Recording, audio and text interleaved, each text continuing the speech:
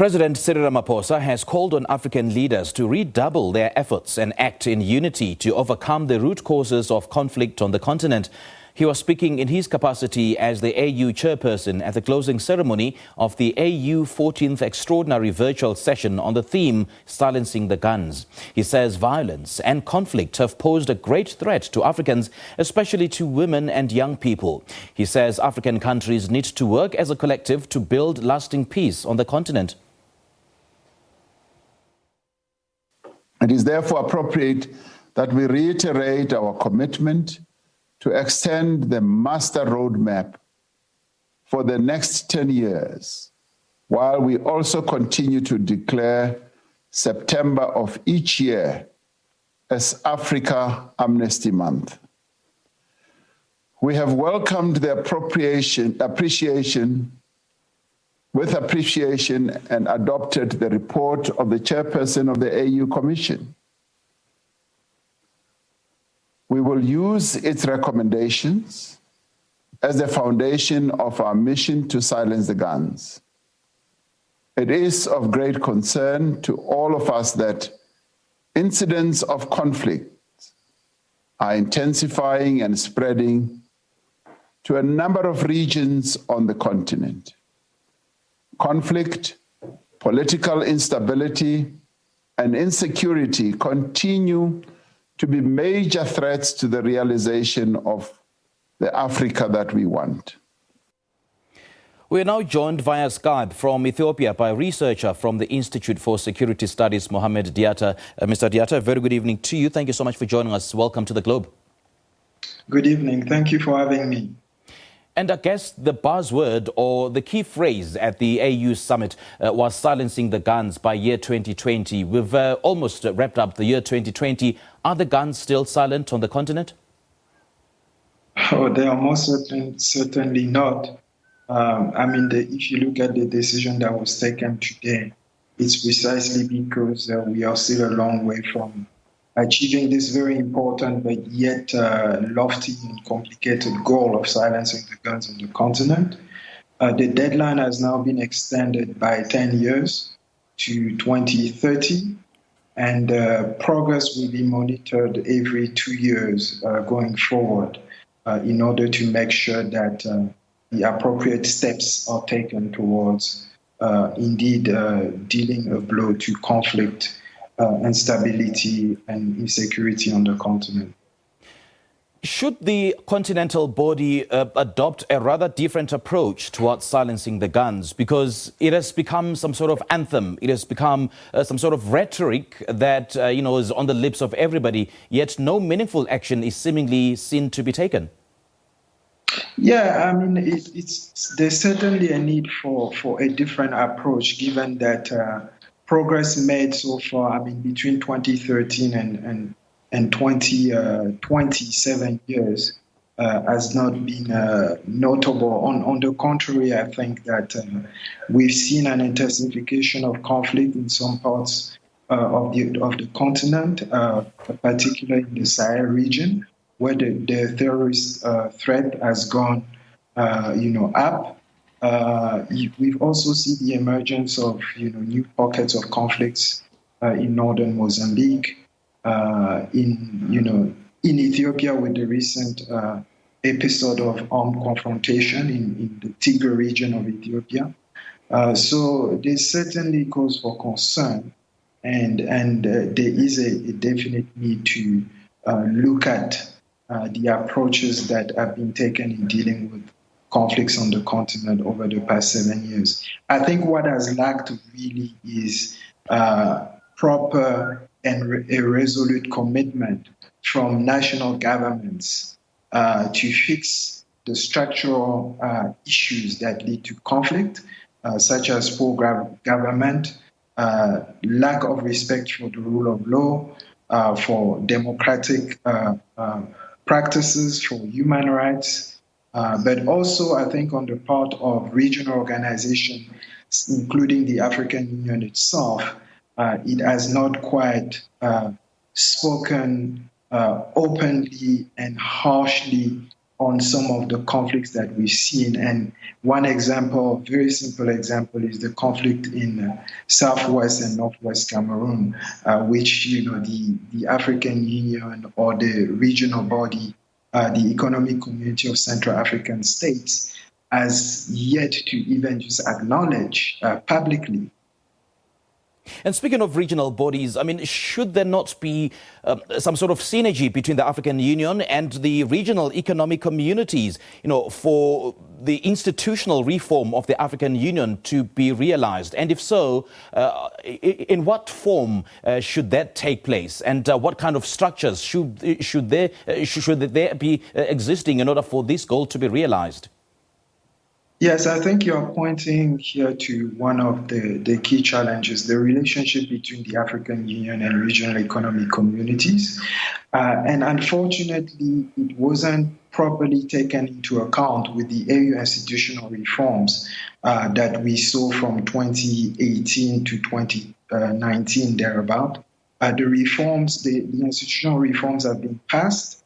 They have not adequately, at least in my understanding, addressed the gap in action between the AU and regional economic communities. So one of the things, for instance, that is still unclear, that to be honest, I think it's still work in progress, is, for instance, who is to take the lead between the AU and a particular regional economic community when a conflict emerges in a particular country on the continent.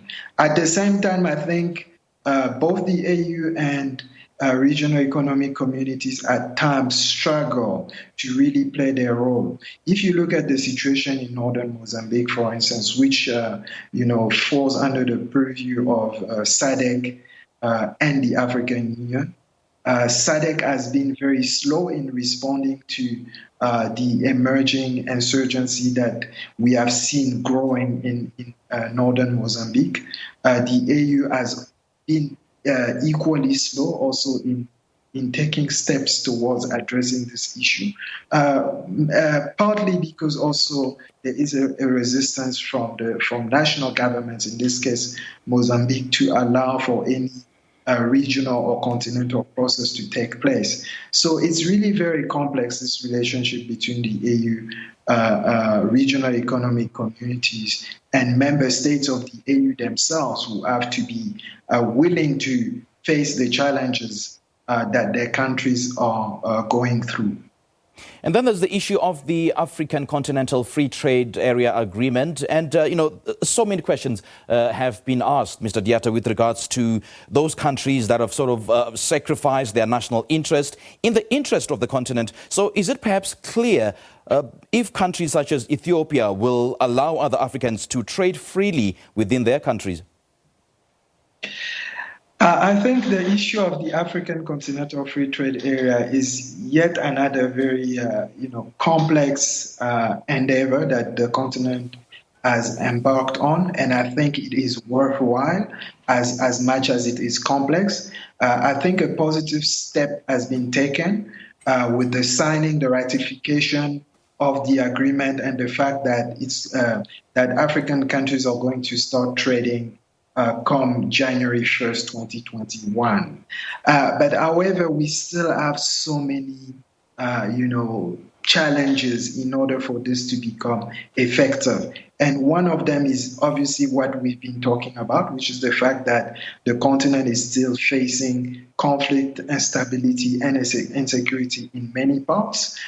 We also, obviously, when it comes to this trading, you are essentially turning 55 markets into a single market, and that is going to take time. It's going to take time to remove non-tariff barriers, for instance, and it's going to take time for that mindset to shift, which you are alluding to. Is Ethiopia or other countries on the continent, any other country on the continent, going to allow for trade to freely occur within their borders?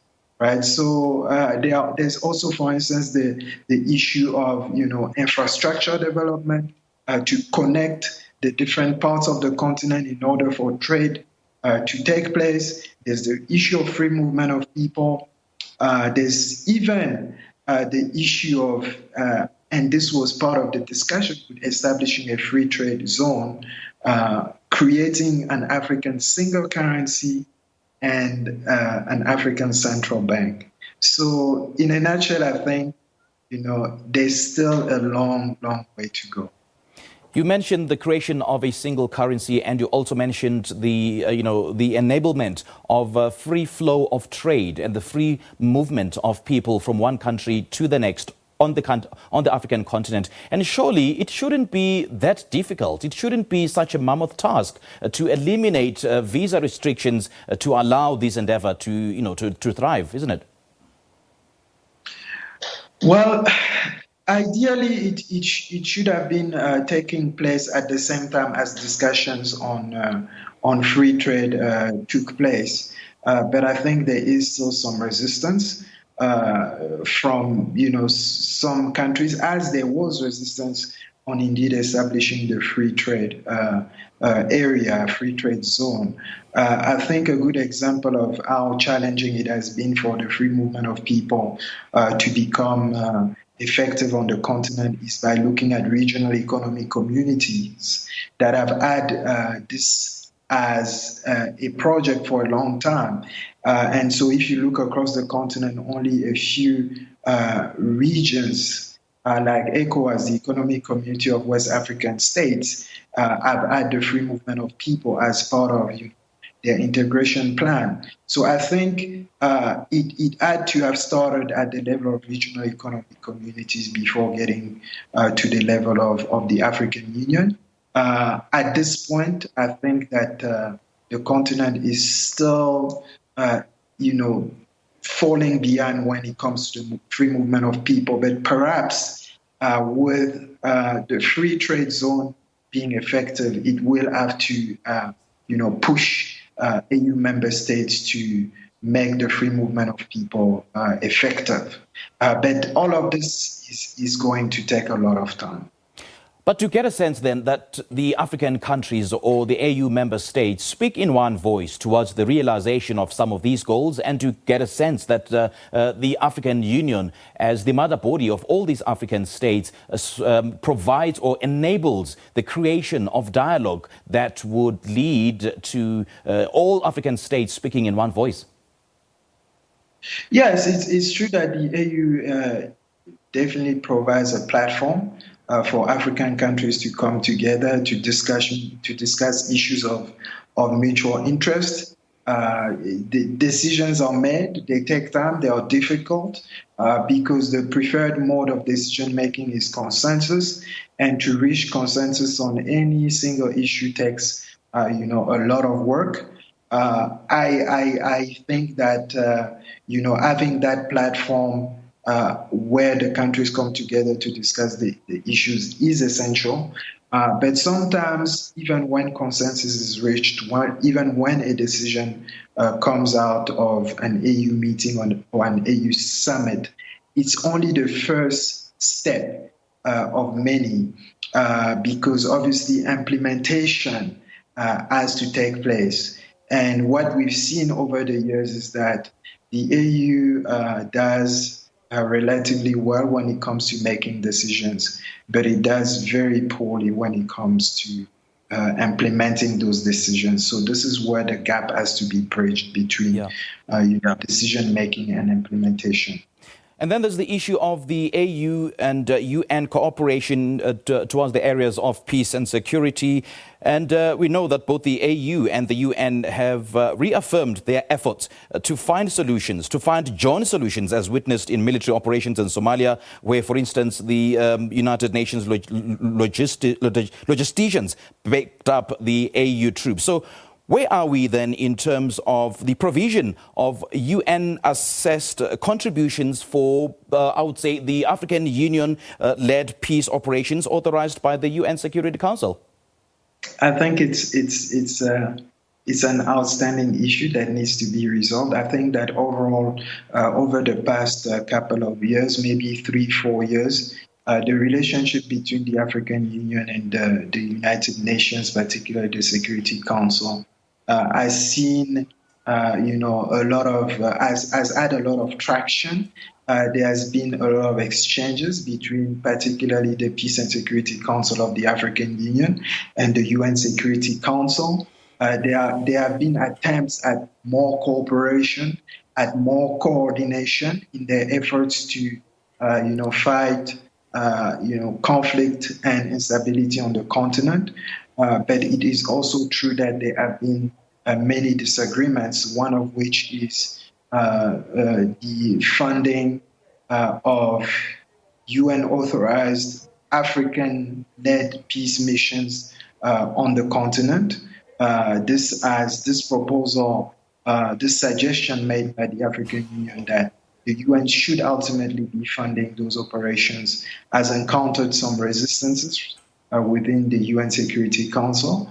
But having said that, I think the African Union and the Peace and Security Council are still fighting for this to happen. It's going to take a lot of time. There is a lot more coordination, for instance, between the African Union Peace and Security Council, which sits in Addis Ababa, and the African non-permanent members of the UN Security Council who sit in New York to try and make sure that the voice of the continent, of the Peace and Security Council, is heard in the UN Security Council in New York. But this issue of funding will still take time. And I also do believe that the continent on its own need to do a lot more when it comes to funding its own peace operations on the continent.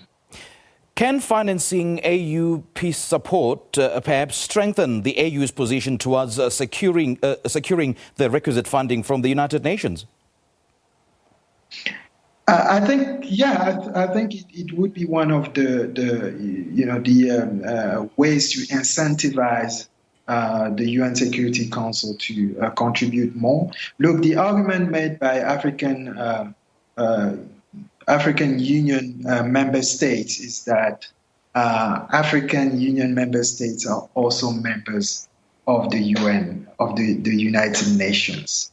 And as such, they also deserve to be, getting support from the United Nations, right? Which is a valid point.